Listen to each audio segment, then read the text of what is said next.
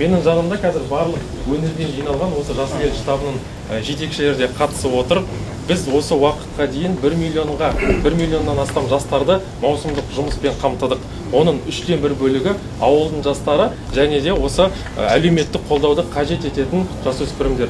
Дегенмен біздің қоғамда жастар еңбек жасақтарына деген түрлі пікірлер айтылып жатыр. Жастарымыз әскери үлгідегі киімдерді киіп алып тек қана көшелерді сыпырады, жазғы маусымдарда ғана жұмыс істейді деген сияқты пікірлерді айтылып жатыр.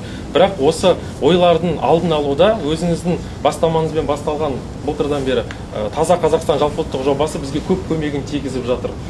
Таза Қазақстан жалпыұлттық жобасы аясында осы жасыл елдіктер болып өзіміздің үлесімізді қосып жатырмыз.